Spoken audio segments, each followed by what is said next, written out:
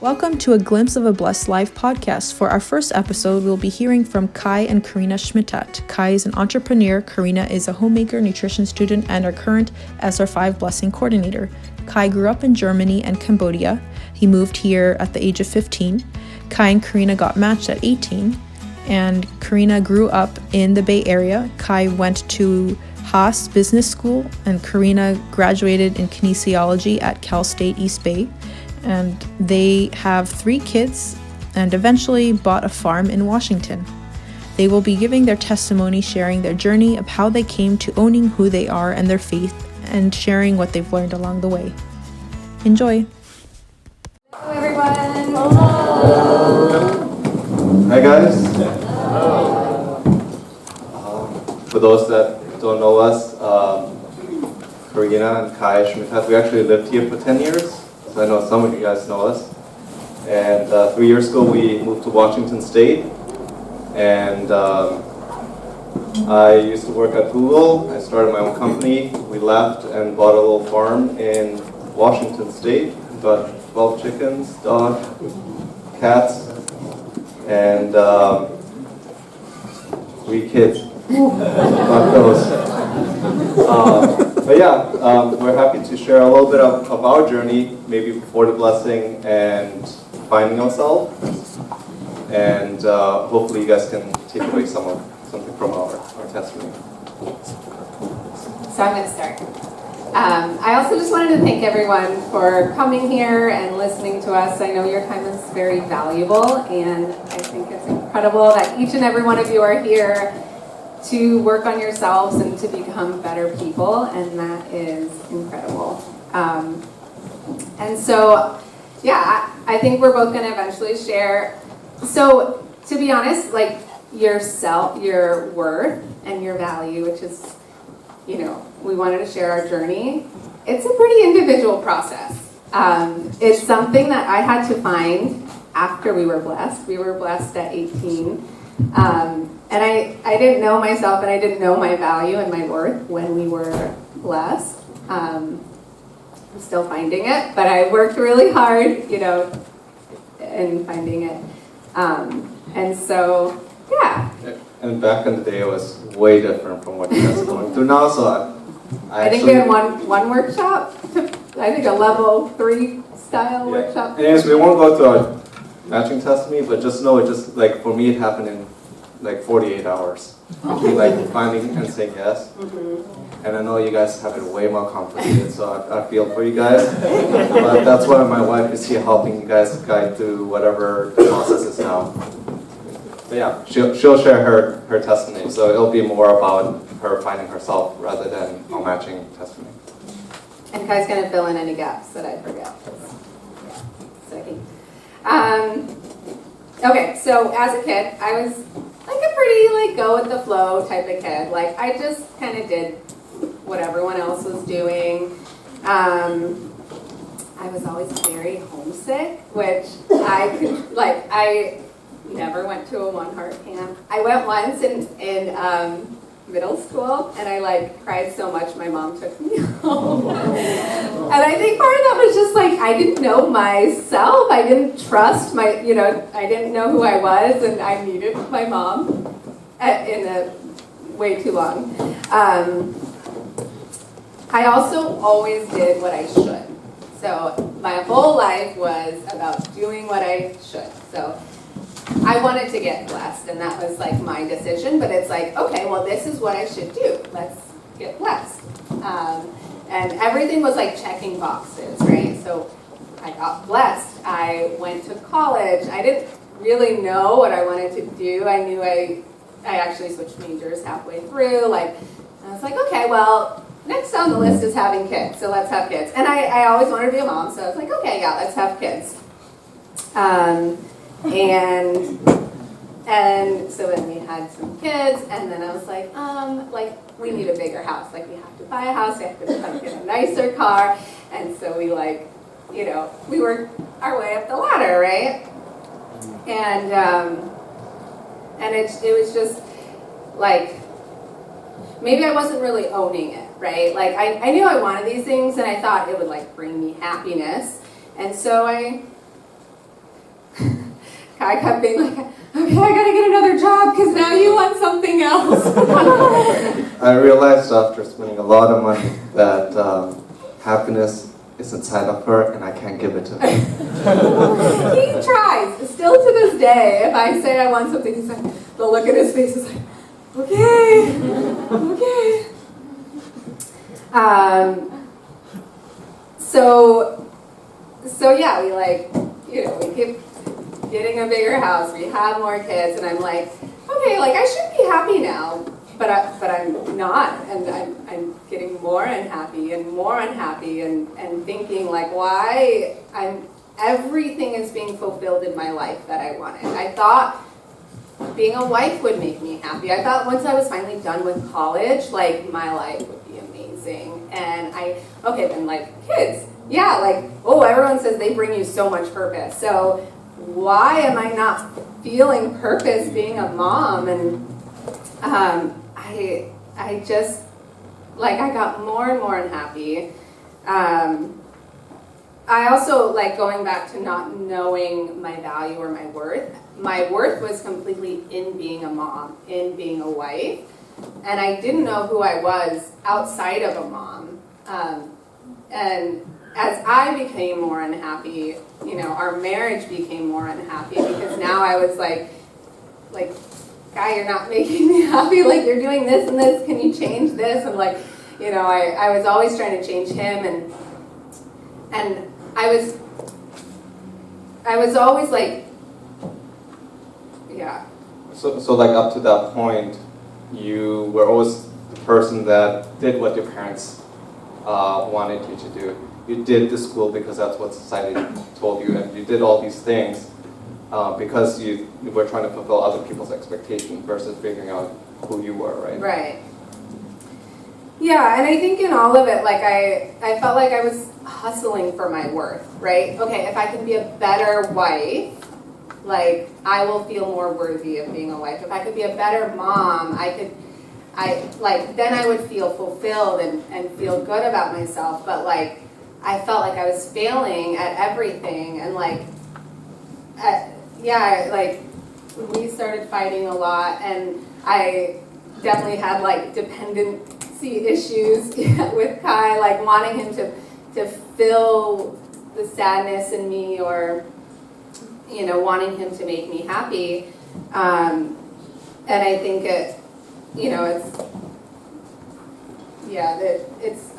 there's more to the story, but basically, like, we became very distant because I was pushing him away, really. But and I remember seeing you go through that, and when we got all the things that we thought we wanted and built the life that we wanted, I brought up the idea of the hierarchy of needs. We think like, oh, if I just get into this college, I'll be happy. The next thing you're gonna think, if I just get this job, I'll be happy. And as you work through your hierarchy of needs, you actually need to work on all of them. And like, because you didn't, or at least you felt like you didn't work on your self-fulfillment, self-actualization, knowing who you are, it's something that you brought into a marriage, and it suddenly became, the other things were distractions, right? I'll be happy because of this, this, and this. And as we checked them off, you actually were realizing that it wasn't making you happy. yeah, and I was in a unique situation where, Kai made enough money that I didn't need to work, and I could be home, and we had a beautiful house, and I should be happy. Like, and so it was really nice that he was like, well, not everyone gets to experience this, but like once you have your basic needs met, you have to work on, deeper parts of your life. And I didn't know what that meant for a while. I was like, how do you do that? So I knew, like, I prayed so much to God, and to be honest, I couldn't feel him. Like, I was so lonely at some points in my life, and and feeling like I'm failing our marriage, and like calling to God and being like, can you please just like love me, like, I need to be filled up right now. Like, I have nothing else in me. I need to be filled up. And it was just silent, like, nothing. And it was just, like, the most devastating feeling, to be like, okay, so why am I not even feeling God's love, right? Like, you hear your whole life, like, to be filled, God fills you up. And I'm like, well, I can't even feel that. Like, what hope do I have? So I eventually, so one other point that I think is important is that I also felt very selfish when I thought about trying to find myself. It felt very selfish to be like, I need to figure out what my needs are. I need to figure out who I am as a person. I was like, I have kids and like a husband and like people to take care of. Like, I don't, like, it felt very selfish. And like I would ask him, I said, what, I asked Kai, I was like, I need to take care of myself or figure myself out, but like, it doesn't feel right. Like, it feels like I'm just not thinking of others, I guess. And Kai said, well, it depends on your intention. And that was really important to me because, if we care for ourselves or we work on ourselves with the intention of being a better person for our spouse or, our future spouse or our future kids, then it's not selfish because we're doing it for them, even if it is an inward action. And so that was like, okay, all right.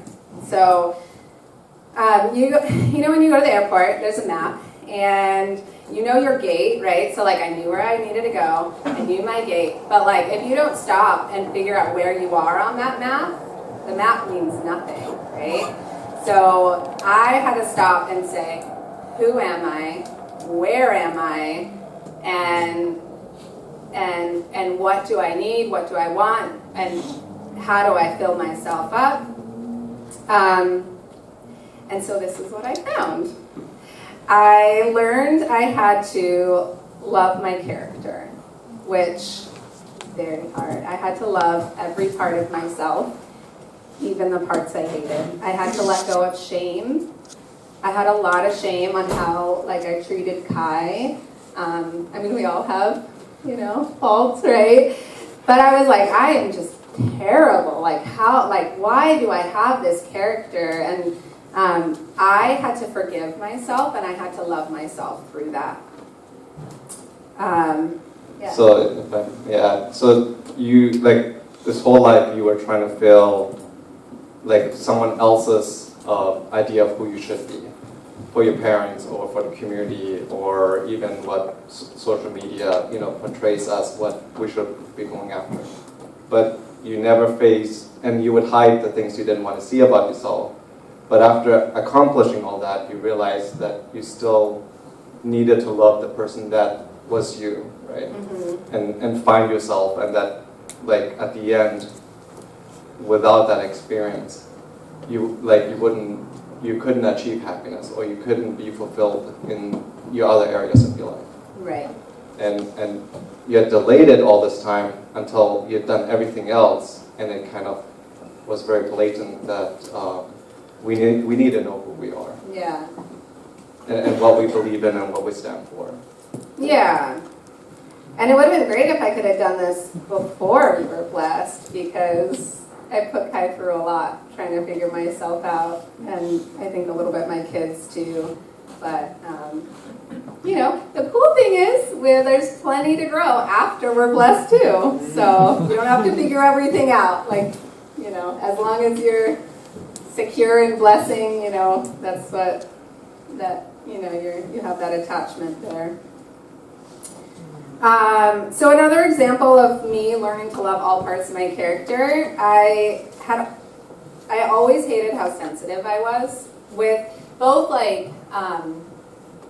if I was too hot, too cold, scratchy clothes, things like that. But also I was so sensitive to what people said, or I still am really sad about that lady at Trader Joe's who was not kind to me, and I was like, why am I still thinking about this, But I had to own all parts of me, even parts that I was like embarrassed about, or I felt childish, or like I'm so immature that I can't just let this go. But I had to own that, and I had to also see the strength in it. So I may be very sensitive, but I'm also very intuitive to people's feelings and emotions, and I can read people, and yeah. And she's gotten a lot better, but I learned to love her for who she is. So certain things, there's still, right and wrong way to do it. So we'll go to Trader Joe's, and I'll ask her, okay, where should I park? Because if I park somewhere, I'm sure it'll be the wrong spot. It's like, no, can you pick over there? Why would you park there? It's a tiny spot. Yeah. And then you had another part about your faith, right? Yeah. Yeah. Okay, so the hardest question to ask myself was, what do I believe with my faith?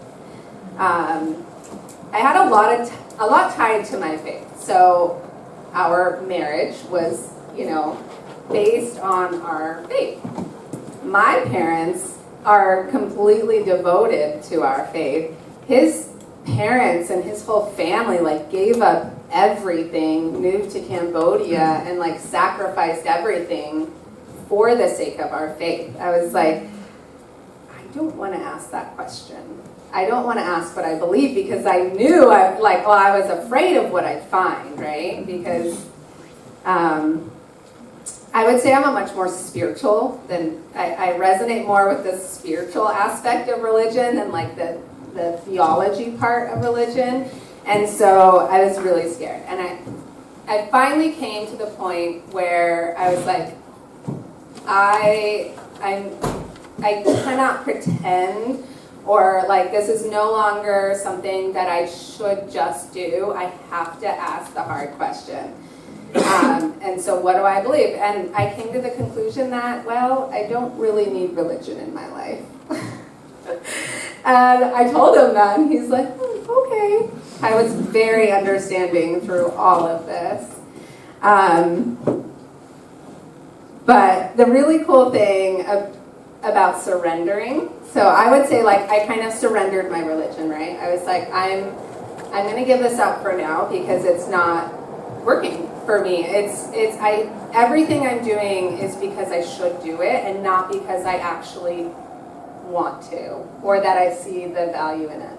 So I don't know if you guys have parents like this, but if you grew up in a faith, anything wrong you do, you need to read the divine principle or pray. Or if you grew up in another faith, your parents may hit you over the head with the Bible. Koreana grew up I hear a holy song and I'm like, oh my gosh, I'm at peace. And she's like, oh my gosh, this is the worst experience of my life. When we went there's a spiritual retreat in Korea called Champion, I'm like, I love this place. And it was the one place she hates on earth.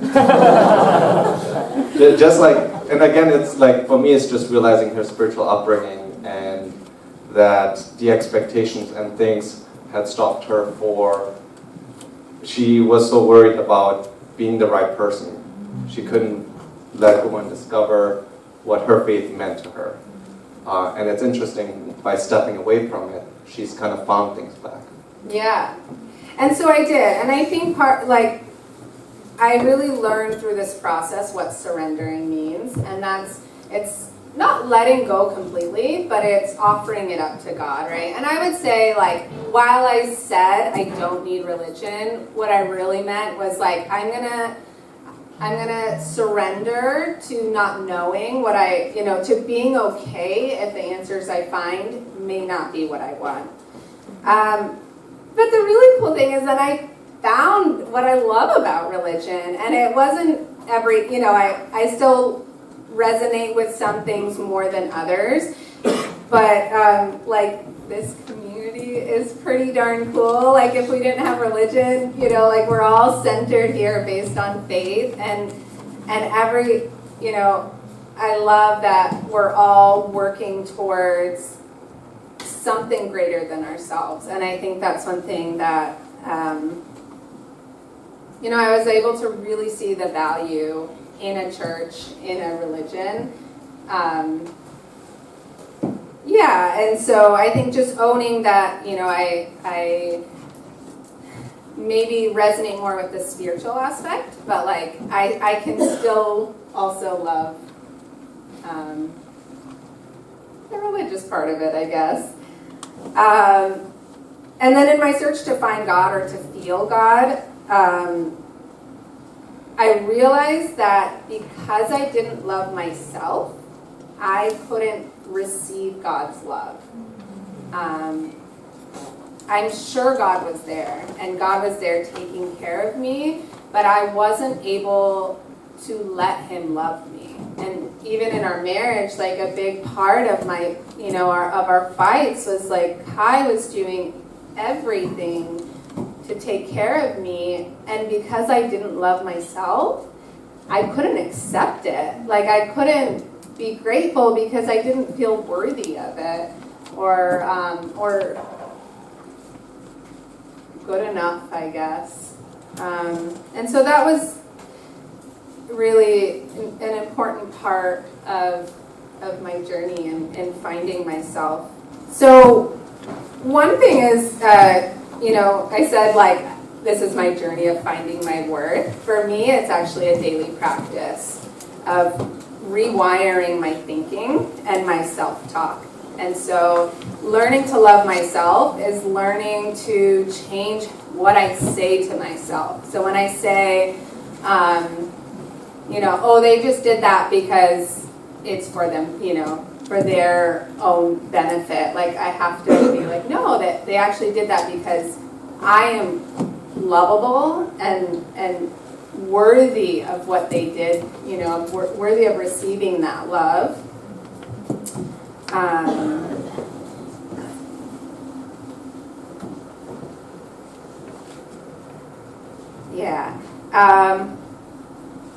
So, all right, I wrote down a few things for my advice. For those of you who are working on finding themselves and finding your worth and value, this is what I would recommend. So first, to stop and figure out where are you. So find yourself on that map, like you are here. So what does that mean? So And be okay being honest with yourself. You have to be completely honest and ask the hard questions, So take a look at where your time goes, where your priorities are, what are your thoughts, what's your self-talk to yourself. So step 2, accept who you are, love who you are, find your strengths, accept your weaknesses, but also turn your weaknesses into strengths. And remember that, God gave us every part of our character and we can use it negatively or, for the greater good. Next, find where you want to go. What do you want your life to look like? What do you want to say you accomplished at the end of your life? What makes you happy? What are things you want? Oops, I already said that. What do you need to get there? What do you want to accomplish in your life, and what do you need to get there? Last, ask the hard questions. Where does my value come from? Am I hustling for my worth? Why do I want to get blessed? And then my last disclaimer is know that if you're going to, reach out and talk to other people, which I totally recommend, know that where you ask your questions is going to be the type of answers you will get. So you have to know where you want to get in life and ask the people who are there or working towards there. If you are not sure if you want the blessing, but when you envision your life, you envision the blessing as part of your life, you probably want to ask people who are happily blessed versus someone maybe who's negative. Because if someone's not into the blessing, those are the answers you're going to get. So just being aware of anyways, that's my talk. And Kai's going to share next unless you have any more. Yeah, so hopefully you guys got that, figuring out who you are is so important because it's something that we cannot escape in life and we have to figure out. And I know it's a lot easier to put it aside maybe after I'll hang out with my friends, or after I watch this exciting Netflix show, or to prolong figuring those out. But I do think those are maybe one of the best things you can do to prepare for yourself, for another person, and to take that next step. So if you heard from this talk, okay, if she did everything right, she did everything the parents asked, and she still had a hard time. If I do everything wrong, I must be screwed, right? Don't worry, I got to talk for you. So my life was very different. I had a happy childhood, but when I grew up in Germany, my parents were there. We moved to Cambodia, they became missionaries, and my dad was gone all year, and he would come once a year for a month to visit us. And everything was going fine until I hit like 11, 12 years old. And I had a midlife crisis, like really early on in my life. And all my friends were happy going to school, doing what they should, being like Koreana, being good, listening to their teachers, and all of a sudden it hit me like, what are we doing? Like, why are we even going to school? Like, I was feeling some kind of emptiness in me, and I couldn't figure it out. But I also like started questioning everything. Like, everyone just is acting like, oh, it's normal to go to school. Like, I get it. You go to school so you could do a job, get a job, but for what? What then? Like, life wasn't happy anymore. Like, what was life about? And I was asking those questions at a really young age. And my parents were missionaries. My mom ran everything. She was too busy. I also wasn't good at communicating with her, so she didn't know what to do. And I felt more lonely, more isolated, and I gave my parents a really hard time. I dropped out of school. This is gonna probably reveal how old I am. Do you guys know StarCraft? I played the original version. Yeah. Okay, Counter-Strike, the original version. I couldn't figure out, like, I was getting more and more unhappy. I couldn't figure out life, and it just didn't make sense for me. Why even go to school? It's not making me happy. I gave my parents a hard time. My relationship became worse. I would be in my room. I'm either playing video games in my room, or I'm going to, like, this is in Cambodia, so you didn't have good internet. You'd go to a store that has computers, and you play other players there. And I'd kind of like just live there. And I was so miserable because I think I didn't feel the love. Maybe I was missing my parents being there. But yeah, I had this big hole that I was trying to fill, and anything was better than feeling that. Like, I'd rather play video games all day to forget about that feeling. And that's what I did, and it, okay, first of all, maybe some of you guys know, it's not gonna help. Things got worse and worse, and I became very depressed, and even had suicidal thoughts. One day, I was on top of a roof, just thinking, like, what if, like, why should I even live? And looking down and asking myself really, really scary questions of what would, why I should continue, what's the point even? It was the first time I felt something that I would say was an experience of God's love. And it was just enough to keep me to think, okay, I guess there's something I gotta find. Like, okay, there's some feeling, maybe it's not by accident that I'm feeling, that I need to figure out what life is about. And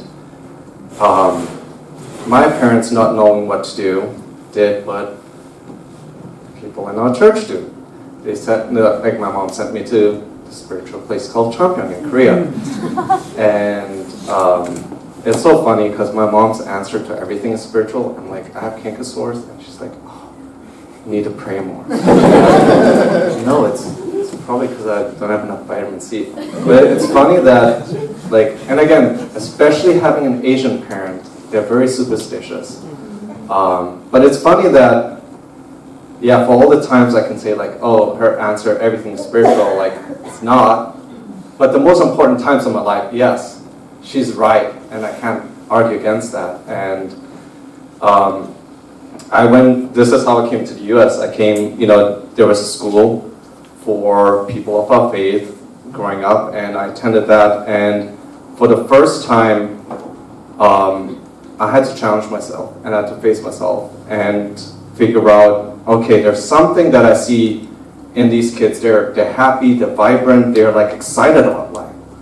Like everyone I know, because all my friends are at this PC bong, playing computer games, we're not happy. Like, yeah, we may be entertained, but like at the end of the day, when we stop playing, we're all miserable.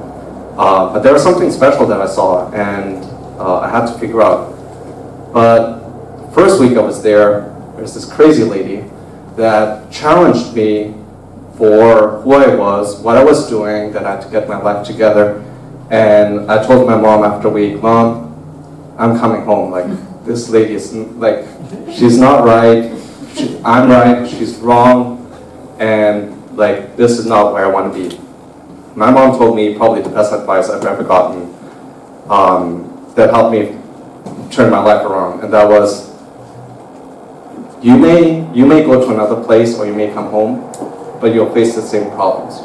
You can't run away for your entire life. So, all right, I'll stay here and battle this woman for another week and prove her she's wrong. And it was the first time in my life that I had someone who truly cared about me, who was willing to fight me and to challenge me and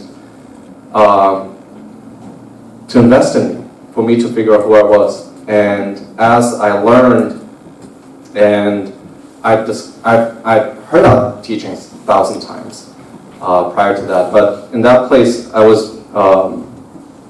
I decided to invest myself and figure this out. And it was in the application and the practice that I realized, wow, the answer that I've always been looking for, why I'm alive, is love. It's God's love. And that's why we're here.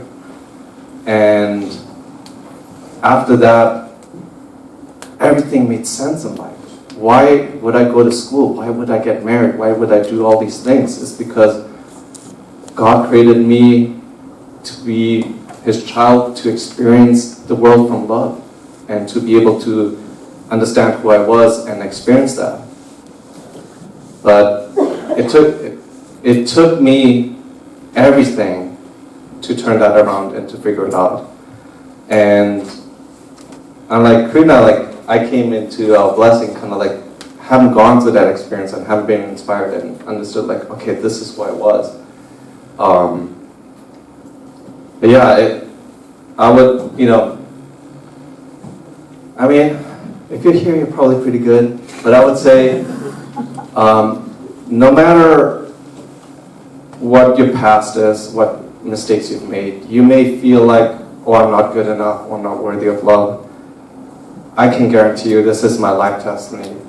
No matter what mistakes you made, God loves you. He loves you so much, and there's no mistake you can make or path you could go that God doesn't want the best in you, right? And it's unfortunate that some people like me, you have to go very far down one road to figure that out. But I guess through our testimony, I'm hoping what you get is that it doesn't matter whether you do all the right things or you do all the wrong things. At some point, you need to figure out who you are, what your relationship to God is, why you're here on this earth. And I do think working on that is maybe one thing that, looking back, I was really glad that I did before we got matched. My other piece of advice is, find that crazy lady. You need to find someone you can talk to that you can be yourself with, that can see everything about you. That, the parts that you don't want anyone to see, the parts that you don't want to work on, you don't want to admit to yourself. And even after our marriage, I have people that I talk to that that can help me, that can help work things out. And that's like, that skill is probably the most important skill I've learned that helped us in our marriage. And there's countless of times where, you know, I hear people have, you know, pretty nice marriages. Ours is nice and also very adventurous. And challenges in life are opportunities for growth. So I would say our relationship has been one of a lot of opportunities for growth. But it is the foundations that we built beforehand, which, you know, back in the days, like, you know, you hear reporting, consulting, and why do I, you know, talk to other people about my problems or be open and honest. Those are the building blocks in relationships that, you know, you learn how to work things out. And sometimes you work it out with your spouse, and sometimes you need to have that other person who can translate, because men and women are very different. You know, sometimes you get married to someone with a very different background. But I think, yeah, it's something very beautiful that I see in our relationship is that we were two very different people that came together, and we're so alike. And I even listen to country music now. Like, why do I want to live on a farm? Like, you know, we've grown and molded and built our dreams together, and I think it's really beautiful that everything that I could point out and say that was wrong or we did wrong, we turned it around and made it into something that either is a blessing for us or we can give to others. So yeah, that's our talk. Thank you for listening to a Glimpse of a Blessed Life podcast. We hope you found it very insightful and inspiring to hear. If you have any questions, topics, blessed couples you'd like us to interview, let us know. Otherwise, have a blessed day.